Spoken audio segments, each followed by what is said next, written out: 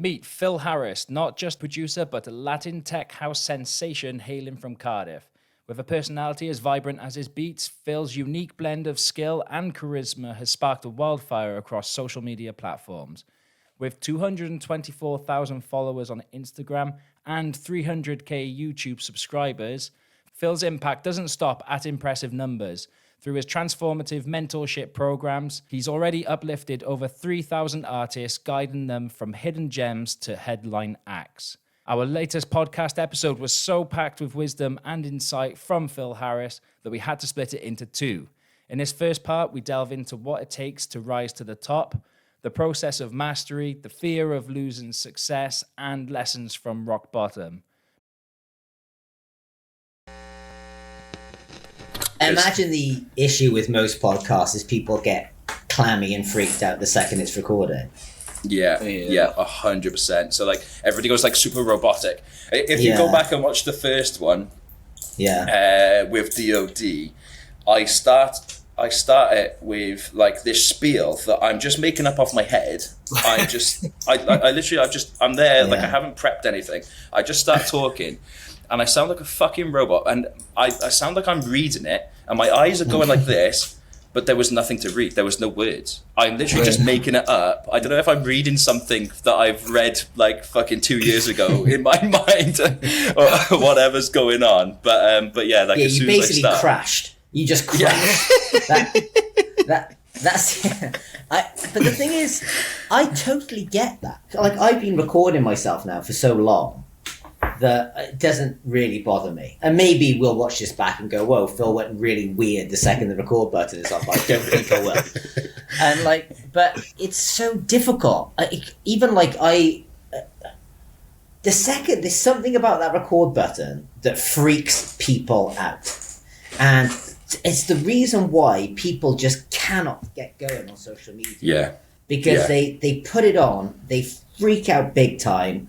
They watch it back, they hate it, and they're so self-critical. If they could just get past the first, 10 recordings, they'd be okay. Yeah, Because the other thing as well is, I think what goes on in your head is when the record button turns on, I think people start thinking of all the people who are going to watch it. Yeah. And then they go, oh my God, this person's going to watch it. Oh my God, that person's going to watch it. And the reality is no one's going to watch it. You know, no one's going to watch it, you know, but I think everyone just can't get past that. It's a bit of a dichotomy, isn't it? Because you're making it for the people and then you're thinking about all the people that are going to see it, but you really do have to realize that there is nobody, you know? Yeah. And it's good. It's good that there's nobody, although all you want is all of these views. You need to go and get the reps in so you can actually, when the people do come and watch it, you can actually talk, you know, be a normal person. It's funny because I've spent the last year, few years talking to brands and people about how to how to interact as a human online. You know, that's everything. So we're seeing a huge change from the brands. We were speaking about this on our call. We're seeing a huge change, pivot from being a brand online to being a personal brand online and being an actual human. So it's I've been doing that and I've been preaching it for years and years and years. And now when I turn the camera on me, I just turn into a robot. But as I always say to people with everything I do in my life, do as I say, not as I do. It really is one of these things where you just, it's so difficult. And I see even with I've had friends come over, it's right, we're going to do a quick reel, this is going to be a silly one. And they just can't get into the zone.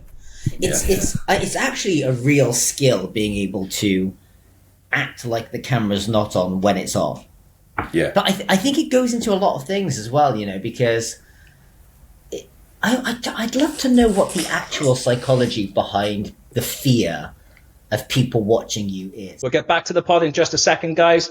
Thank you, Eden, for sponsoring this podcast and making it a reality. Make sure you all hang around to the end because we've got some huge giveaways that you cannot miss. Let's go. I know that fear of speaking in public is the number one fear it's above death. Like, so it's like public speaking and then death, and then I think it's like spiders. Like, and actually, if you were to say to someone like, okay, right, we've got an audience here of like 300 people. We want you to get up in front of that stage and talk for 20 minutes. I think it would cause people more anxiety. It sounds weird than the concept that one day they're going to die. Now, if you said, right, in 20 minutes you're getting up on a stage in front of 300 people to do a presentation, and in 20 minutes you're going to die, they'd probably be more nervous about the death.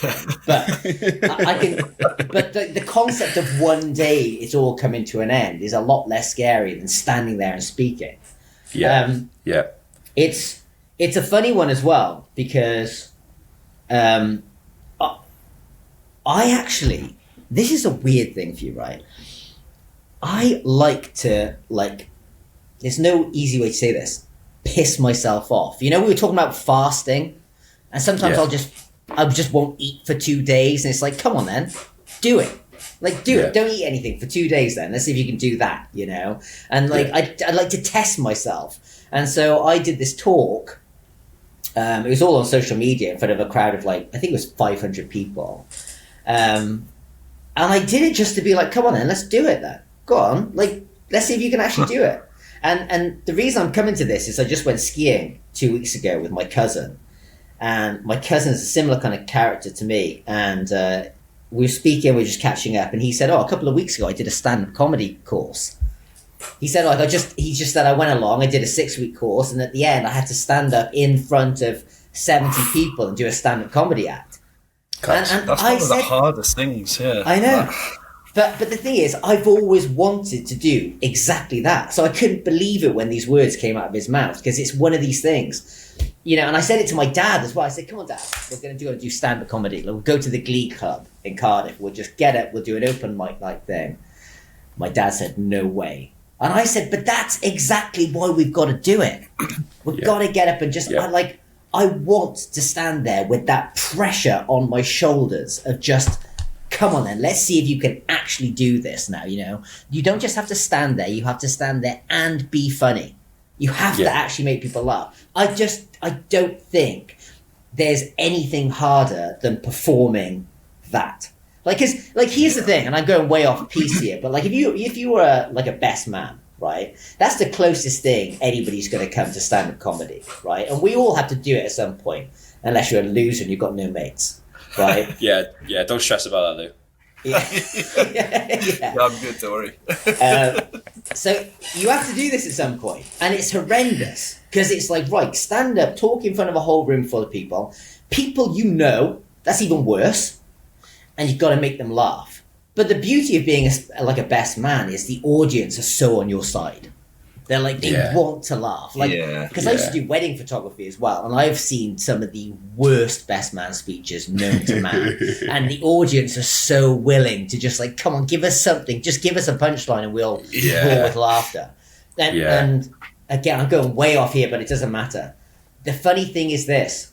The people who stand up who were ridiculously nervous got the biggest laughs, right? And then you get like slightly more confident best men. And when you're confident, the audience relax.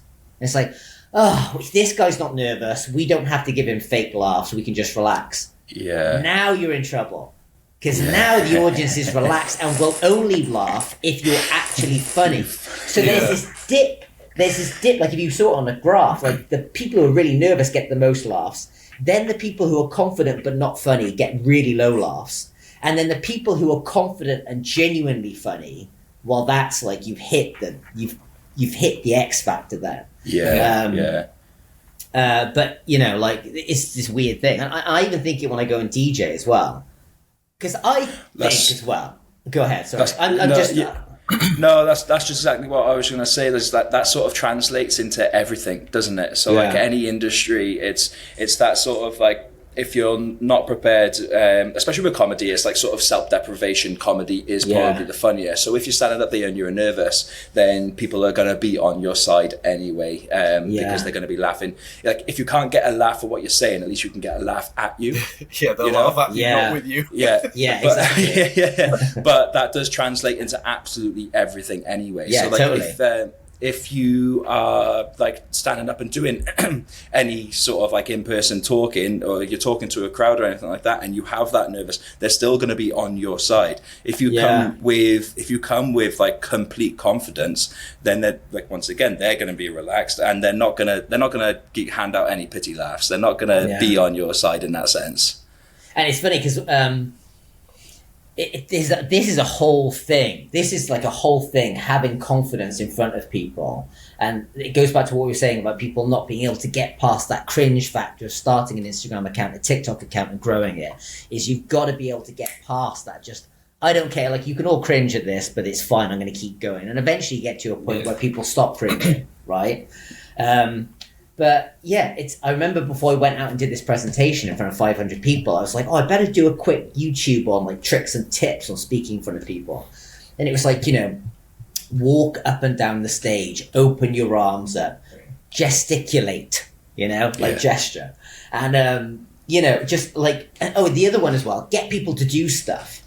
Like, right, who's ever felt this before? Raise your hand, say I, and you get them to do stuff. And it's like, it's almost like hypnosis and NLP and that kind of like, just get people on board, get people doing stuff you want them to do. It's so I find that stuff so fascinating. I was literally speaking to one of my mates the other day and saying how I was thinking of joining like an improv class or like a stand-up comedian class or some comedy class for exactly this purpose, just to get myself firstly, I like to challenge myself as much as I possibly can. Comes back to the fasting, which I'm sure we'll dig into in a bit. So like, and any sort of opportunity that I can put myself under new types of pressure, then I think that I'm going to obviously come out better on the other side for it. So that's one of the reasons. But then secondly, for something like this, just building that confidence, just having like the sort of protocols, where to go, how to like handle certain things. I think that it's absolutely fundamental in pretty much any sort of public talking, which it's exactly what this is. It's just public speaking, isn't it? Yeah. It's just not public at the minute. It's not public yet. Yeah. At least with this, I can edit it. But that goes back to what I was saying a second ago, which is I think when that little red blinker comes on and people know something's being recorded, why do they panic when it's you, them, and an iPhone? Why? Or if they panic because they're thinking so many people are going to see this, right? And that's not nice for them. But, like we said, it's like not as many people as they think are going to see it anyway. But people will still crumble in a room by themselves with an iPhone watching them, I think most of the time it comes down to, well, for me anyway, personally, is hearing yourself back speaking. Yeah. There's something really odd about that. Just like, do I sound like that? Yeah, it is. I think that's most people's fear when it comes to that. Yeah, I can see that as well. But then, are you saying that, like, because the fear is not going to come from hearing yourself, is it? The fear is going to come from other people hearing you and you being concerned that your voice isn't very good and people are going to laugh at your voice. Right? Yeah. Like, if I recorded you now and played back your voice, you're not going to freak out at hearing your voice if it was just me and you in the room. So it's like, where does the fear come from? The fear comes from is like being self-critical and thinking people are going to watch you and judge you. Yeah, for sure. Yeah, as if like if you're scared that you haven't got anything valuable to add to it, or if you just say something stupid. But like, once again, when it goes back to, like, I speak to DJs all the time, and it's about like, you need to get yourself out there. You need to be utilizing all of these tools. Like, you've got, like, we live in an age now where we've got so many powerful tools to get your name out there, which is what everything sort of, it's the reason why most DJs get into it, it's what the promoters are looking for. It's what's going to sell the tickets, is building up these connections with your audience, but everybody's still so fearful of doing it. And the other thing comes from obviously like self-doubt of whether you are actually an authority in the space, whether you can teach those people. But I always remind them that you don't have to be the best in the world. All you have to do is be a couple steps. And in fact, it's actually better to just be a couple steps ahead of who you're teaching. Because if you go to all like the veterans or the gurus or whoever they are, who are the best in the game, they probably don't remember what it was like 10, 15 years ago when they were first getting into it. Like they're probably sat now where they've optimized absolutely everything. They've got teams of like a staff that are doing all of like the mundane jobs. Then wearing one hat now as opposed to the 25 that you need to wear when you first get into it. But for those who who have just got started, they're a few years into their career, they're living it. They remember every single pain point. They remember what they struggled with. So they're actually the best people to teach like a couple layers below. They're the ones that like the voices who you really need to hear. Because like I see it in the in like the self-help business, all that kind of like industry that's booming right now. And everybody goes on about like their morning routines. Now I'm a stickler for my morning routine because I have the luxury of being able to like do that and have the time to sort of like to focus on that. But like that isn't my priority. I'm not saying to DJs like, oh, you need to wake up and you need to have a cold shower and you need to meditate and you need to do this breathing exercise and get the sun in your eyes. Like if you're a DJ that's just getting started, wake up, go and mix some tracks until you go to sleep. That's where you're really, really, really going to be bringing it. And it's like, it's important for like the DJs or the people that are looking to sort of step into the realm of social media or education or whatever it is that they can help with, is as long as you're a couple steps, or as long as you're just teaching a couple steps behind you, you're in the most fit position to be doing that. It's not as exotic. It's not as like admirable, but that's essentially, you are in the best place to be teaching those types of people.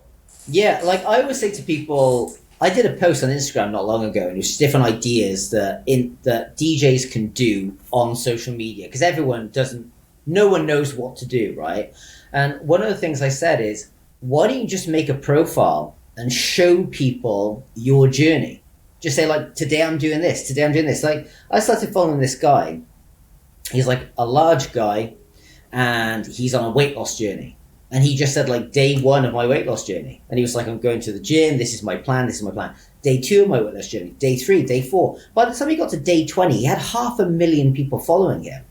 He wasn't some ripped guy with six pack and like some, Insta guy. He was just a regular big bloke who was on a weight loss journey, and he just showed people his journey. And he's completely blown up, So I would say to people, just show people your journey. And it's actually something I've started to do a bit more on my profile as well now, because I don't want to just be the tricks and tips guy. I want to do it as well. I want to be on these big stages. And I thought to myself, I'm probably in like a really sweet position here where I've got people who follow me because they want to learn DJ tricks and tips. But really, the people who want to learn DJ tricks and tips really want to be up here. They don't just want to learn how to do one simple transition in their bedroom. They really want to be here.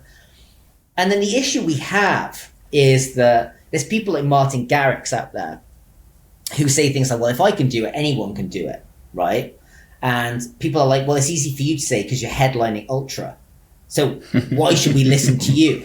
And then you get people like me who say like, no, if I can do it, anyone can do it. And I haven't got there yet, and I'm going to show you how to get there. You'll still get people who go, yeah, but you haven't headlined Ultra, so why should we listen to you? Yeah. The issue you've got there is there's people who are always going to find excuses. And there's people who are always somebody else's fault, someone else's problem. Like, well, why should I listen to you? Why should I listen to you? Why should I listen to you? Kind of mentality. However, that's not the point I'm trying to make. The point I'm trying to make is people like seeing people's journey. And I'm getting a lot of like engagement from me saying, right, these are the tracks I'm making. This is what I'm doing. This is how I'm doing this. And people are enjoying it. And I think that'll be a real journey for me to show people. Like, if you genuinely believe you're going to make it, and you genuinely think you're going to make it, and you're living it and you're doing it, people will enjoy watching that journey and they'll be inspired by it. Because I tell you this, if Martin Garrix at the age of 16, before he was famous, was like, I want to make it, and this is my plan, and I followed along and watched his plan, and then, oh my God, that would be the most inspirational thing ever, to watch somebody who wasn't there get there and show you how they did it too. You know?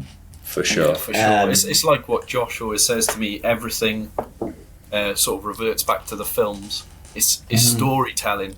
People want to see the trials and tribulations and sort of see the ups and downs. Yeah. They don't want to sort of think that you're some kind of genius and that they can't be the same as you. They want to see the failures, the pitfalls, and all of that as well. Yeah, because it sets unreal expectations as well, and it's hard as well. So Chris, I'm going to completely butcher this, but Chris Williamson has a quote, and it's something like the people will support you on your journey as you rise up, because you'll remind them of what they like also want to achieve. But when you're at the top, then they're going to start hating you, because you'll remind them of what they couldn't achieve.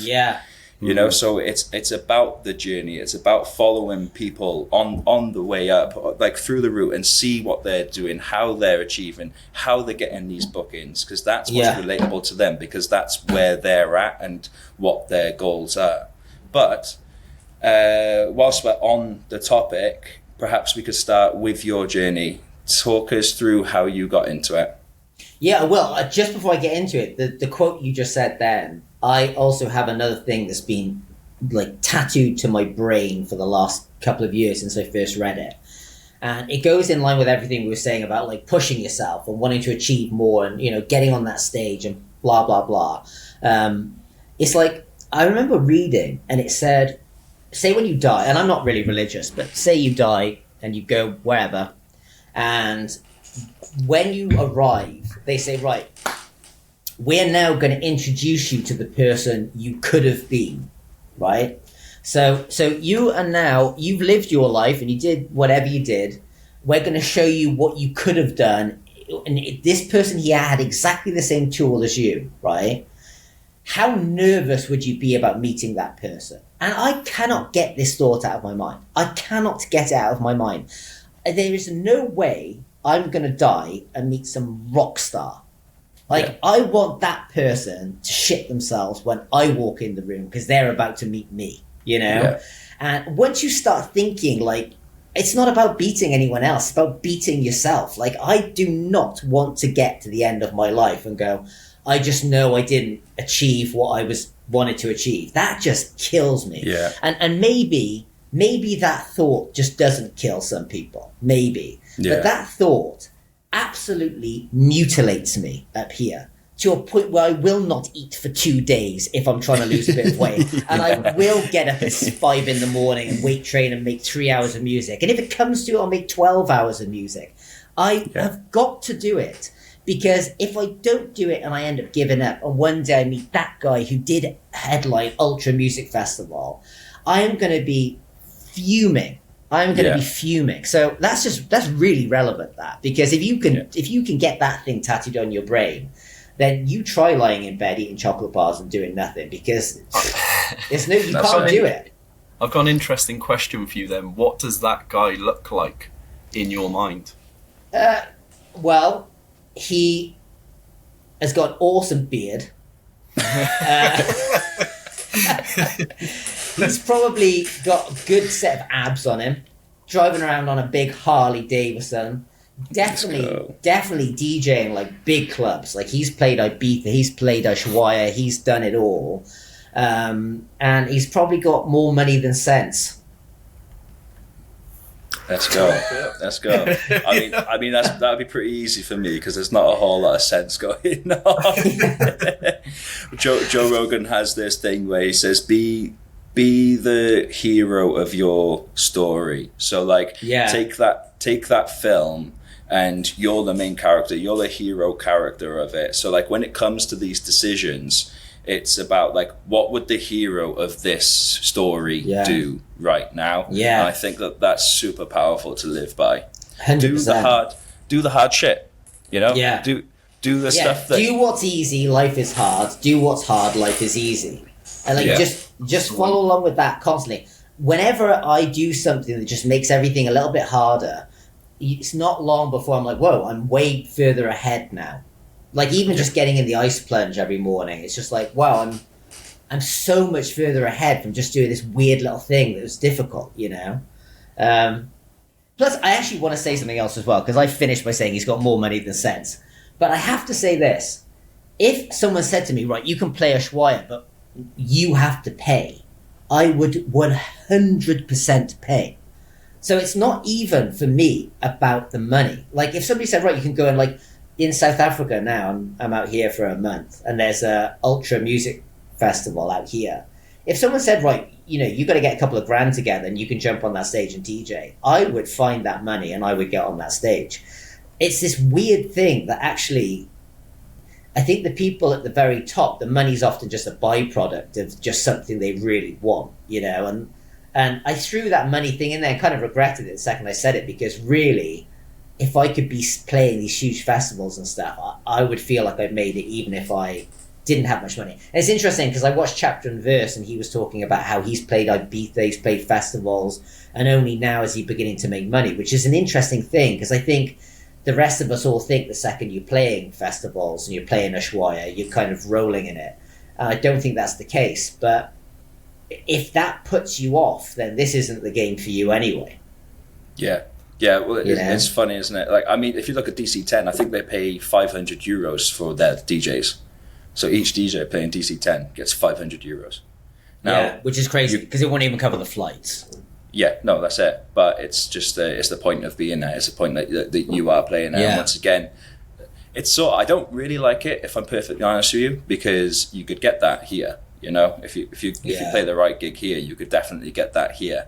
And I do believe in like offering the value back, because I can tell you that club is making an absolute fortune, you know, on those nights. So I don't really like it too much. However, it just goes to like, it's just to your point that these people have a deeper meaning or a deeper passion that they're fulfilling by stepping up and playing that set. You know, it's far bigger than a monetary sort of gain.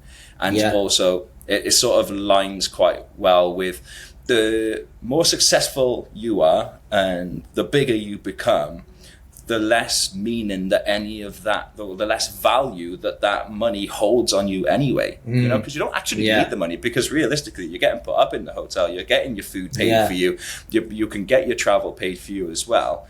And let's say you're quite big on social media, you're getting all your clothes sent to you, you're getting your ice plunge sent to you, you know, you get everything anyway. So you a lot of people strive to have this, like with money, like monetary value is the goal.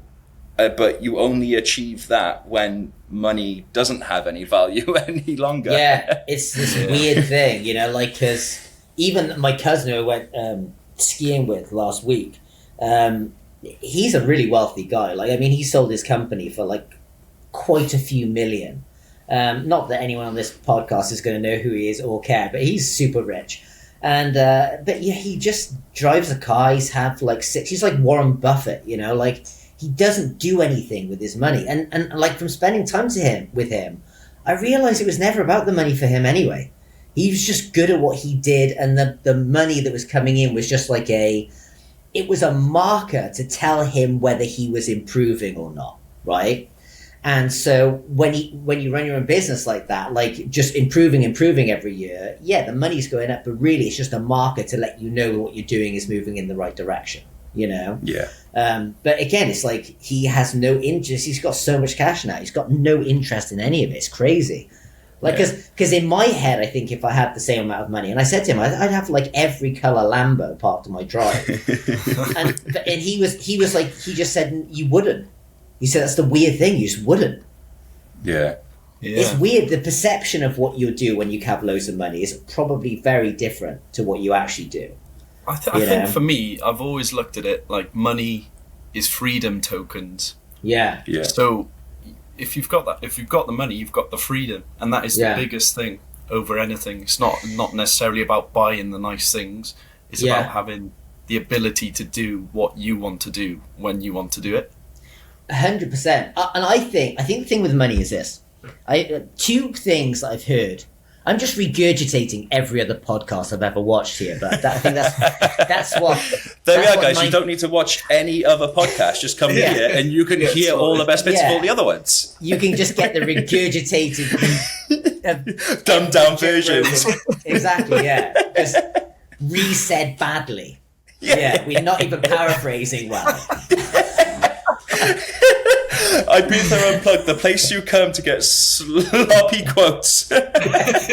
Sloppily articulated quotes.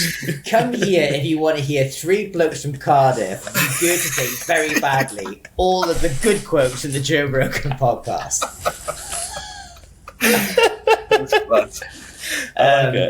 So yeah, and the two things they said is like, first thing, I mean, my view on cash is this.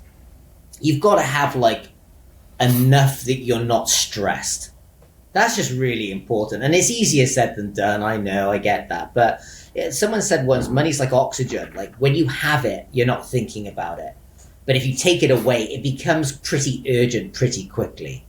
That's the scary thought. That's the scary bit. It's like, oh my gosh, what if? What if I didn't have it? And that's when, let's face it, most of the people are. So that's the first thing. And then the second thing is, I think, and again, I heard Alex Hormozy say this, and I think it's so true. He said he played this game. I'm butchering this. This is the sloppy regurgitation. But he was like, he played a video game once, and you've got to get different weapons as you go up. And he got this one weapon, but it was before he'd earned the right to have that weapon. And the card was like, you can't yield this sword yet. Your skill set isn't there yet. And he said, money's a bit like that. And I can't speak firsthand from this, but I think if somebody just dumped a couple of million in your lap and you weren't ready for that, I don't think it would actually bring you any happiness. In fact, most lottery winners within 5 years have less money than what they had, and something like 70 or 80% of them go through divorces. They didn't know how to yield that sword, right? You haven't learned what, like, the value of that money, have you? You haven't gone and done the work, so you don't know that, like, X amount of output equates to X amount of input. So if you don't know what it takes to make that money because you've just been given it, then you're going to be frivolous with it. You're just going to throw it, aren't you? Because you're going to have all of those Lambos. You're going to have every single color because you can now afford to, but you didn't realize, oh shit, I like, you haven't got the instant feedback of, I spent 15 years building this, all of that stress to buy me that. Whereas if you have spent all of that time, you're going to be like, is 15 years of all of that stress really worth just a car outside that I am barely going to drive because the speed bumps around Cardiff are so fucking bad? Exactly. And but there's more to it than that as well. I think people lack, like, and I've kind of experienced this firsthand to a much smaller degree. They lack the kind of foresight. Say, here's the thing. When you find out, like, Elon Musk made $100 billion last year, that means nothing to me. That's like pointing at the sky and going, do you realize you can travel forever, for infinity, and you'll never get anywhere? You just keep going and you'll never get like, that doesn't mean anything to me. It doesn't. I don't understand that. I can't compute 100 billion. Because it's like, what can I buy the UK with that? Like, what is the UK worth? I don't even know. And here's the thing, like, if you're used to earning 20k a year or 30k, and somebody comes along and goes, there's 5 million. How many people actually stop and go, okay, hold on, what can I actually afford here? Like, is my money going to run out if I go and buy 2 of these houses, 3 Lamborghinis? And clearly the answer is people don't do the maths. No. Because how could the vast majority of people who win the millions end up with less money 5 years later? Clearly they think it's like an unlimited pot. And then they go and buy and make stupid decisions and they're frivolous with it and it's all gone, So that's another difficult thing. It's like, if somebody, like, the reality is, if someone just came along and gave you $1 million right now, I don't think, unless you're planning on living a very, very, like, mediocre, low-level life, that's not retirement. It's not retirement at that point. No. It's you know, so like it goes back to what I was saying before about like yielding the sword. It's like if you've got to build it slowly but surely. So when you get to the point where you've got tons of cash, it's everything's okay. You know, like I can deal with this now. But if you get given it too quickly, I think it's not good for people's mental health. Definitely not. Certainly not. What would you say is the most common misconception then about becoming a DJ? Right, yeah. We've gone way off topic, haven't we? You asked me about my story a second ago, and now we're talking about yielding swords. We're talking about yielding swords.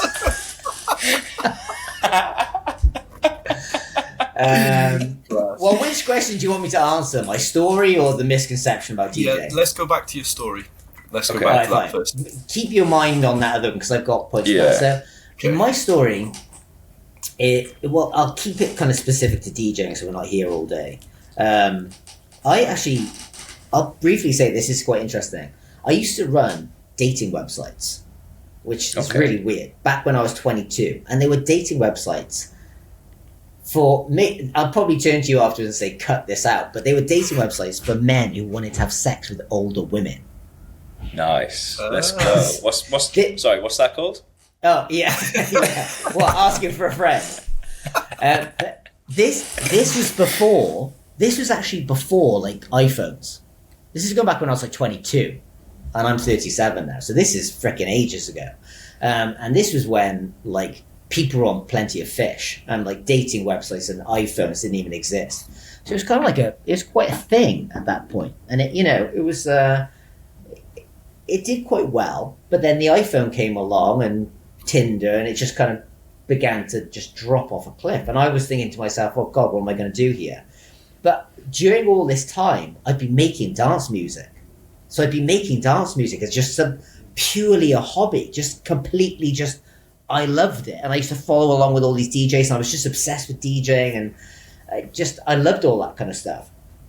And then one of my buddies was a wedding pianist, and he'd go along on the weekends and just play the keyboard in a wedding band, and he'd come home with 300 quid in his pocket, which is relevant, right? Because we were just talking then again about some huge clubs paying 500 quid for, doing a professional set. So that's kind of relevant. So I was thinking to myself, and I said to him, how many gigs do you do a year? He said, we did about 45 last year. And I was like, whoa, this is quite big. So then I thought to myself, well, if I'm making dance music, I'm going to know how to DJ. Surely this is harder than DJing. So I went and got some DJ decks and kind of self-taught myself. Because again, when I started learning to DJ, there weren't anybody teaching. There was nobody teaching how to do it, right? And so long story short, started going along doing wedding DJing. Don't need to delve into that. But, you get to a point with wedding DJing where if you have to listen to Come On Eileen one more time, you're going to kill yourself, So I was like, I've got to get out of this. It wasn't fun. It sure as hell was not the kind of DJing I wanted to be doing. And I played other clubs as well and stuff like that. But it was open format was just not it for me. And I'm not saying it's good fun. And, some of the best gigs I've played, weirdly, have been massive weddings where everyone's absolutely pissed and everyone's going crazy. But at the same time, I think you get to a point where you just go, this is what I want now, and I have to do that thing now because this is distracting me from what I really want. That's actually a really, really poignant point, if I do say so myself, which is a lot of people in life know what they really want, right? But I'll just keep doing this for now, right? And it's like another quote, which I love, which is, the road of someday leads to a town called nowhere. If you are not going to put everything you've got into this now, it's never going to happen. It's just never going to happen. Ask anyone who didn't achieve what they wanted to achieve. They probably said the words, I'm going to do that tomorrow. I'm going to start next week, All good things start on a Monday. Yeah, exactly, yeah. And here's the other killer, right? Which is, I think back to my journey, and I think, right, well, I went to university. I did 3 years of graphic design. I worked at a graphic design firm for a bit. I ran some online dating websites. if I had put the same amount of time and effort into just producing music and DJing, I think I'd be there by now. I'd just be there. And I think this is the thing that kills most people, is they're in a job they don't like. Their real dream is to be on the big stages. Their real dream is to DJ. And I speak to a lot of them. And I say, right, okay, cool. So how many hours is your job taking up a week? Like, well, 9 to 5. Cool. Well, there's a ton of hours there, right? And how many hours are you putting into your actual dream? The thing you actually want? I can do probably 2 or 3 hours a week. And I'm like, listen to yourself. Like, I've just asked you the question that will answer your question. If you just realize it. And so something I'm really, really trying to do now, it's just like, because here's the big thing as well. Not that I want to go too much into teaching mode, but I just think in life, most people are like metaphorically here, right? And they have an idea of where they want to go, which is here, right? Whatever that is, weight loss, DJing, whatever, right? Well, the first question is, do you know how to get there? That's obviously question number one. Now, if the answer to that question is no, then you've got to find out. Now, luckily, we live in a world where there's just infinite information for you. Like, you can go and get a coach, you can go on YouTube, you can read books, and it'll tell you how to do it, right? Or you know how to do it, right? So once you've got to that point where you know how to get what you want, the next step is to start doing, right? Every single day. Now, the next most important bit that people miss is they don't stop to double check if what they're doing is getting them closer to where they want to be. So let's take weight loss, because this is something everybody knows about, or weight gain if you wanted to put on muscle. Right, how do you get there? Okay, well, I got a diet. Cool. Well, what kind of diet? Well, I'm going to go on this diet, right? Okay, cool. So you start doing it. Are you weighing yourself regularly? Like, most people don't. Most people do it and then get demoralized and look in the mirror and is it working? Isn't it working? It's like, no, do it every single day and weigh yourself. Is it working? Yes or no? Yes, it's working. Keep going. No, it's not working. Something has to change. Right, go back to plan one. What needs to change? Get the mentor, go on YouTube, whatever it is, find out what that answer is. Then repeat that process. If you know how to get where you want to go, you do it every single day and you regularly stop to double check if what you're doing is working, you cannot fail unless you stop doing it. Yeah. That's literally it. And like, it's so simplified, but it's exactly that. Like, say like me now, I'm trying to get to these big stages, playing festivals. It's like, well, there's obviously different elements of this, right? You're like communication with clubs, building your profile, building Instagram, creating tracks. There's loads of different threads, but just pick one, right? Well, you don't pick one, you've got to work them all out. But in each individual like branch, it's a case of going like, how do I get better at that thing? And do it and do it and do it until you get better at it. And it's literally that. Now, the other thing I will say that's frustrating about this is, say if you're at your beginning of the journey and you're like, right, I know I need to start making dance music to get where I want to go. Like, because all the top artists are making their own dance music. I've got to learn how to do this. Well, there's courses you can buy. There's things you can do that are going to teach you how to get to this point where you're making professional level music. The thing that people don't tell you that's frustrating is when you get to a point where you've got like, thousands of streams on Spotify, you know how to make good music. There's no course I can buy at this point that teaches me how to get to Ushuaia. There's no one out there going, hey, right, okay, cool. So you've got, millions of streams on Spotify, you're making pro music. What you need is this course that's going to teach you how to get in the club at Ushuaia. Otherwise, I'd freaking buy it. I'd buy it and I'd go through it. I think that goes back to what I was saying before, though, is like you're always better off teaching those that are just a couple rings below you, So what we're seeing happening here is the people at the top haven't really got the time to teach what their last few steps were, because now they're just caught in the matrix of just like everything's happening every day, and if they take their eyes off the road, like they're gonna veer off. So everyone at the top that is going for the next stop, like which is where you're going, the next expectation or a goal, everybody that's there they haven't got the time to go back and teach you what they know to get there. So that's where there's a sort of like fork in the road, I guess. I think that's the case, but I've also got a slightly grimmer take on this, which is I think people who get to Ushuaia and get to play festivals, they're living in this world of panic that they're going to lose it all.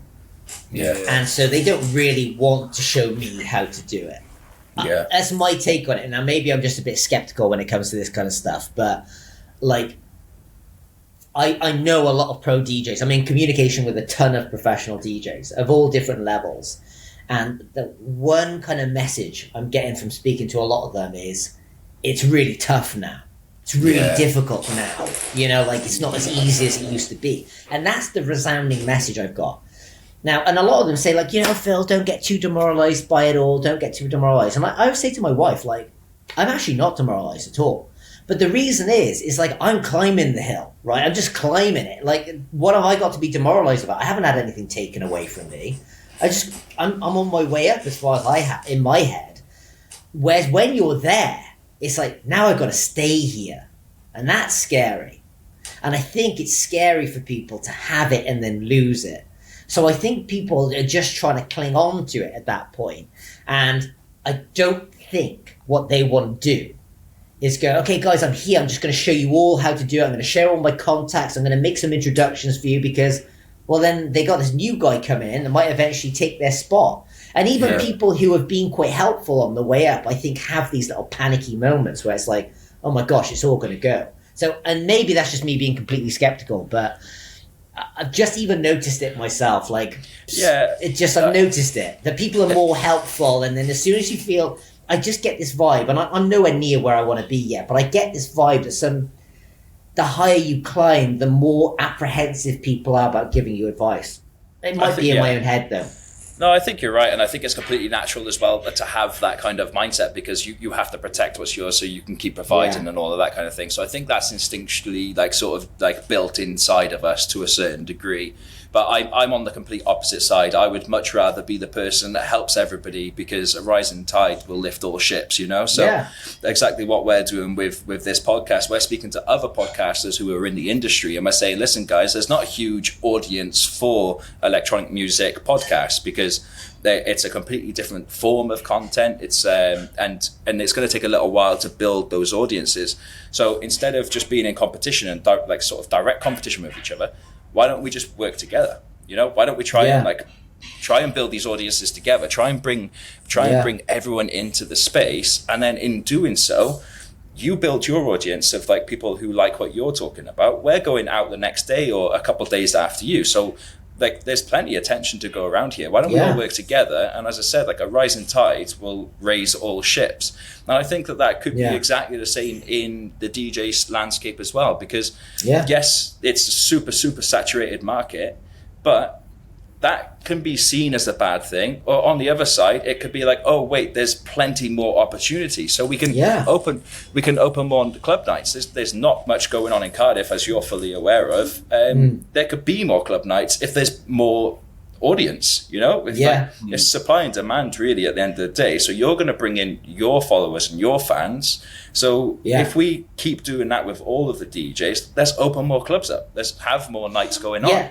Because don't tell me there's not enough people in Cardiff who love house music that wouldn't fill a club. Exactly. It definitely is. So where's the scene? Where is it? Because I know Bristol has a bit of a house scene. London obviously has it with Ministry. And like, there's loads of people in Cardiff that would go to a house night.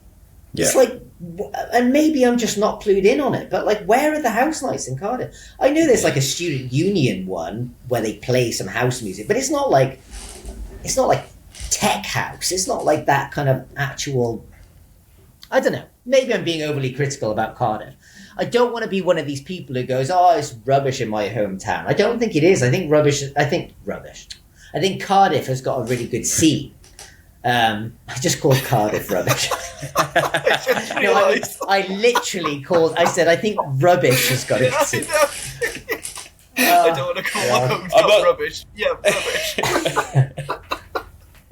But, you know, like, I don't want to be that guy that complains about his hometown not having a very good house scene, but I just, you guys are backing me up here. It just doesn't really, does it? No. It doesn't have much of a scene for anything, to be honest with you. There's, as we spoke about on the phone before this, there's a few things coming through, but it is very difficult. Very, very difficult. It is a very small scene, but then I think it is very guarded quite closely by the people, as you were saying. So I don't know. We'll. I had another point about what you were saying about like all ships. That analogy is like I think any form of success or knowledge, probably more knowledge than success, is like breathing, right? Like getting to the top and then not telling people how you did it and being all secret. It's like taking a breath and going, I'm not letting this one out. Yeah. This one's not coming out now because I've worked hard for it. It's like, dude, breathe. Yeah. Like, let it out. Like, I've had so much more success in life by giving away information than I have holding information in. Like, I'll just tell everybody everything. Like, it just, if you want to know, I'll just show you how to do it. And I'm trying to just, like, I just made a YouTube video the other day. And I was like, I'm just going to stand here and make a video and teach everything about DJing. So I stood there for 6 hours. I've made a freaking 4.5 hour YouTube video. Now this video is either going to do unbelievably well and it's going to have millions of views, or it's going to absolutely bomb because no one's going to watch more than 2 minutes of it. But I just thought to myself, why don't I just stand and just teach everything? Like just give it all away. Just there it is. It's all of my knowledge in one video from a pro DJ. Just go and I just thought to myself, how cool would that be? And I bet you this, that will bring me more success than me trying to hold on to my information and not give it away and not share it with anyone. Yeah, for sure. Damn right. Whatever that is, whatever success is, like more people follow me, more people warming to me, more people giving my music a chance, Yeah, you're damn right. So it's like kind of like, don't just breathe in and hold in. I know people who do that. This is mine. I'm never spending this money. I'm never doing anything with it. I'm never giving away my information. I'm just like, you are just strangulating yourself. Do you know what I mean?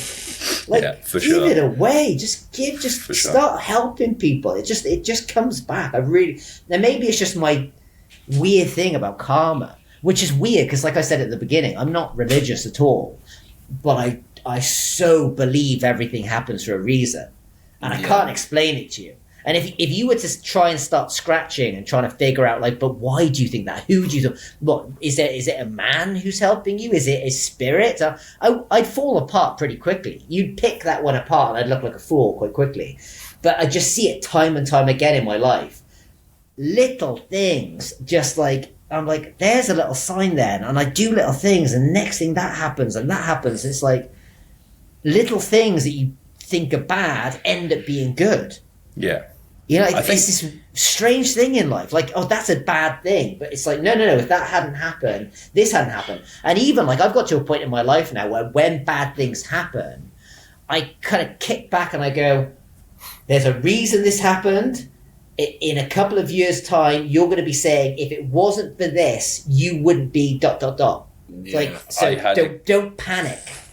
I had exactly the same conversation with Lewis when we were down in London. I think it was the night that we met you. It was actually. Yeah, after ministry. And I was just saying, it's every like bad moment you can pinpoint as like the pivotal point that like sort of propels the next step. It's only looking back, but when you're under that pressure, it's that pressure that is like making you think in a different way, or you have different type of you have a different motivation, or you have new information that propels you on the trajectory to achieve what it is that you really want, because you have the pressure that you have to do something about it. So when I find myself in those like not dark places per se, but like when I find myself in those like low points, I'm always like super excited under the surface, because I know that like that's a good stepping stone. Like, like that. I know from looking back on my life, I know that from here I go really far, or I make a decision because I'm forced. My hand's forced to make a decision that's going to propel me somewhere that I want to be. That's going to be closer to my goal. Slingshot you.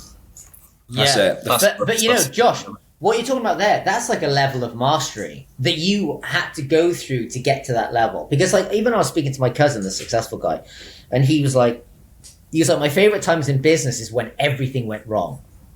Yeah. He said, because he said otherwise it was just spreadsheets and numbers. He said, but when it all went wrong, we had to redo everything. He said they were the most exciting bits. And like, I came away from that holiday and I was really like, right, next time everything feels like it's going wrong, I have to learn to enjoy that moment. That's next level stuff. When it all goes wrong, you actually enjoy it.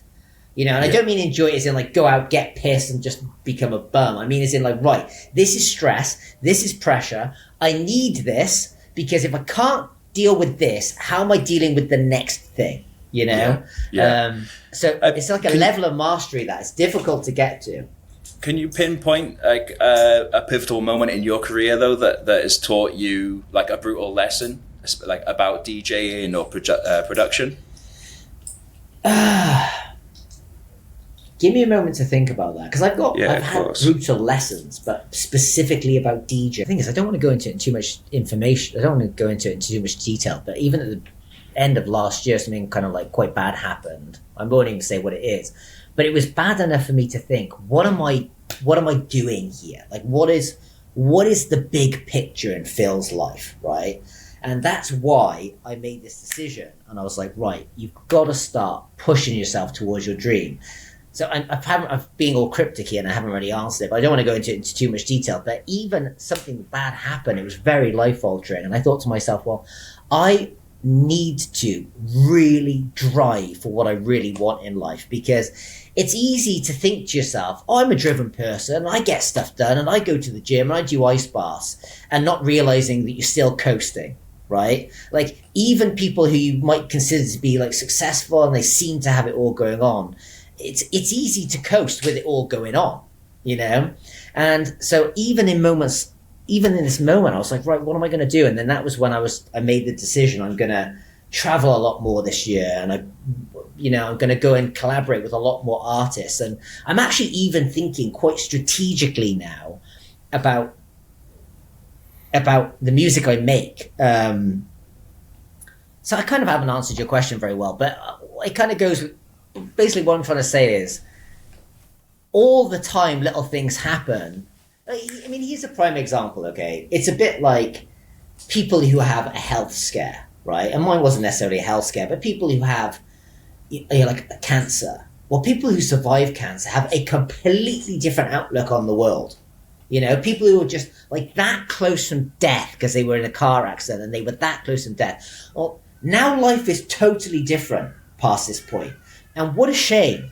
What a shame that we have to go through cancer and life scares to go, right, it's time to start freaking living now. You know? It's a bit like, the analogy of the two astronauts sitting on the moon looking down at Earth and they can't get home. Like, their oxygen is limited.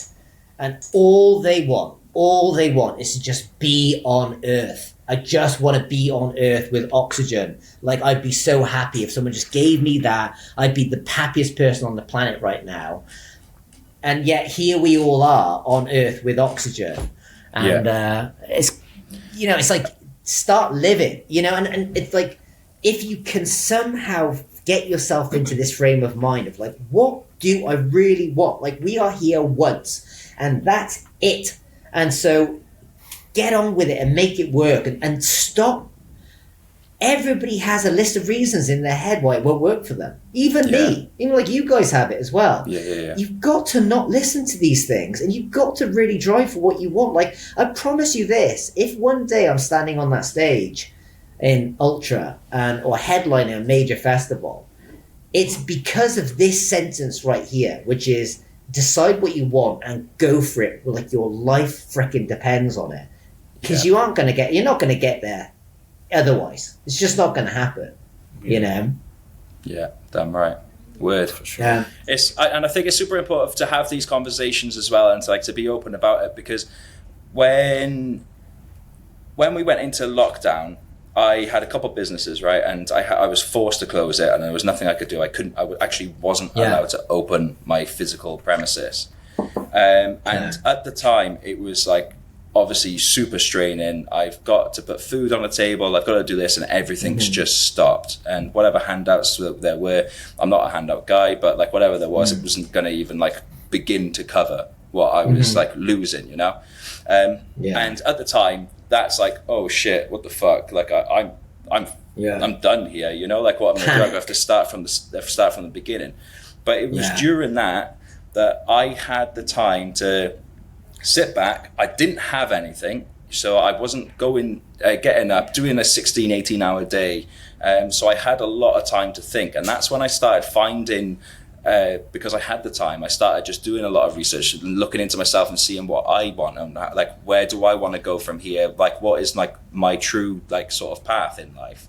And it was only from that I started investing a lot more time into like learning, paying attention to podcasts, paying attention to like doctors in the scene. And that's where I found that like I have really like sort of projected my entire career, because I learned about the importance of the cold plunges. I learned the importance of breath work, of meditation. And what I was doing is, although I wasn't at rock bottom, I was coming across these people on the podcast who had met rock bottom. And I was like, there's a really common theme here. Everybody hits rock bottom, and then everybody finds this like form of meditation. And then they start religiously meditating every single day. And now they're preaching about how it's so important. It's like one of the most important aspects of their life, because they meditate every day and they're trying to push everybody upon it. And I was like, I haven't reached rock bottom, and I completely understand that. But I would be a super big dumbass if I didn't pay attention to these guys who have met rock bottom and then made these changes. So if I make these changes now, I don't have to go there. I can learn from their mistakes, allow those to sort of share their experiences and hit the rock bottom, and then learn from like how they overcome those obstacles and how they've put themselves in a better place. Does that make sense? It is really, really relevant. This is so important, because we can't sit here and talk to people about achieving Ultra Music Festival, and people are like, where do I start? And so I've got a theory going on what you're saying, which is everything comes from, in my experience, I can't say this is going to be the case for everybody, but for me, routine is so important. And it's like, you've got to have a routine. Now you've got to look at things that might throw your routine off, right? So one might be terrible sleep, right? And so you've really got to get your sleep sorted. And then this is where we hit the trickle effect of why a lot of these successful people have good morning routines. Because routine is everything, right? You know, when people come to me and they're like, how do you do it? How do you do this? I'm like, you've got to carve space out. You have to, you know? And it's like, well, I've got no time. It's like, you probably do have time. You probably do have time. You just have to be more structured with it. We've all had days where we've kind of lounged in front of Instagram and got nothing done. And we've been like, right, set the timer, and you get loads of stuff done. Like, it is possible to become more efficient and carve space out of your day to do things you really want. But anyway, that's a whole other thing. So we come back to the sleep thing. Well, you've got to have sleep, which is weird, because obviously I was speaking to DJs. But, you know, unless you're super, super successful, or just like, you know, you have a very, very regular club spot, you're not going to be DJing every single night. So the time you're not, you've got to try and focus on this bit here, which is getting good sleep. Then, by the way, even if you work till 3 a.m, you can still get a good 8 hours in. But then we don't want to sit here talking about sleep for the whole time. So sleep. Then it's like, well, what's going to help me get good sleep? Well, I'm not tired when I go to bed. Cool. Well, how much exercise have you done? None. Let's start doing some exercise then, okay? So that'll help you sleep. See the trickle-down effect? Yeah. It's like, okay, but, you know, and my brain's racing. Cool, well, have you done meditation? Are you drinking caffeine at past 3 o'clock in the afternoon? Are you eating sugary stuff past this point? And it's like, before you know it, everything begins to tie in. And I think it all comes down to having a good routine, because, like, I want to get to a point where I can wake up at 5 a.m. and I'm ready to freaking go. Right? And I'm ready to go, and then I've got to take care of all these little things. It's a bit like that book, The Chimp Brain, right? It's like, well, I've got to go and do some exercise. I've got to go and, you know, do an ice plunge, something like that. You do your meditation, because I meditate every single day as well. And you do all these things, and now I'm set, I'm primed, ready to go and do good amounts of work, and everything is structured. And maybe I'm just a bit OCD, but I find as soon as one of these things fails, it all just crumbles. And it almost kind of goes back to the whole diet thing as well, you know. If this all falls apart and I don't go to the gym in the morning, and then it's like, okay, well, now I'm eating crappy food because who cares, this is a bit of an off day, then I don't sleep as well, then it all goes out the window and my next day is kind of a write-off as well, and that's a very easy vicious cycle to go into. I'm monologuing a lot about stuff that people are probably going to be sitting and rolling their eyes about, but the problem with it is what you said, which is once you get into this routine and you gym, you keep yourself healthy, and you try and eat good food, and you try and just, you know, try and do the meditation, just calm your thoughts and have a clear goal to what you want. And then big things begin to work. And you're like, oh, this is working. Yeah. This is working. It's nothing more exciting than that. It's nothing more exciting than putting a plan in place. Remember I said about where you are and where you want to be. It's nothing more exciting than putting that plan in place, taking these steps and going, oh, this is working. It's the most euphoric thing on the planet. I think it's the thing that would cause the most happiness to anybody in life is momentum. It's like, it's often momentum is way more exciting than the final goal. Like you're telling me David Guetta is in cloud 9 when he goes and plays a club in Ibiza? No. He's done it a million times. He's probably thinking about what he's having for breakfast or an argument he had with his wife while he's standing there. You know, he's not in euphoria when he's there. But I can tell you, if I got my first gig in Ibiza, that I'm having more fun than David Guetta playing Ultra because there's momentum and I'm feeling it. So the point I'm trying to make is as soon as you start getting momentum, it's so exciting. And especially if you're the type of character that wants to tell people and help people, you can't help but tell them about these little things you're doing. Like you just said it then, Josh, you know, like you heard people talking about it. Well, you went and did it. And I bet now it's worked for you. You tell people about it. Well, you're talking about it now, right? It's because it's exciting when stuff actually works. Yeah. That was a very long monologue, but hopefully it was something useful. To that point, though, for those that are rolling their eyes at what we're talking about and thinking that it doesn't apply to them, if you want to achieve any level of success that Phil has, and that's probably why you're here, then it's about what I say, and it's like there's reasons behind it, and it's learning from other people so you don't have to. So it might be a case that like they are rolling their eyes, but it's also the case of like let's maybe think about why that's helping, why it's important to have a routine. It's really hard as a DJ, so learning what it takes to counter it, you know, to build a life where you can sort of consume some kind of routine to help benefit you. But we are rolling quite off topic here. So what I would like to do is I've got a few questions here that I think that the audience will like. So if they're still hanging around and enjoying this, I'm going to quick fire a bunch of questions, and we're going to try and rattle off as much as possible, just in terms of what it is to be a DJ or music producer. Cool? Yes, do it. Yeah. I want before we get into stuff, I want to take it back to the earlier question I had about any common misconceptions about becoming a DJ that you want to debunk. Yeah, the biggest one is I've grown a huge following online teaching people how to DJ. Do you want the chance to win a €1,200 bar spin and a VIP table at the Eden opening party in Ibiza? Check the description down below for more information.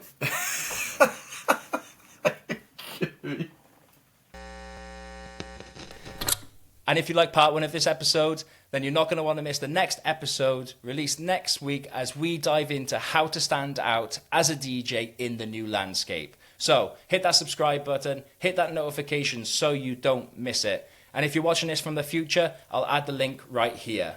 Just tap it. That, right there. I'll see you there.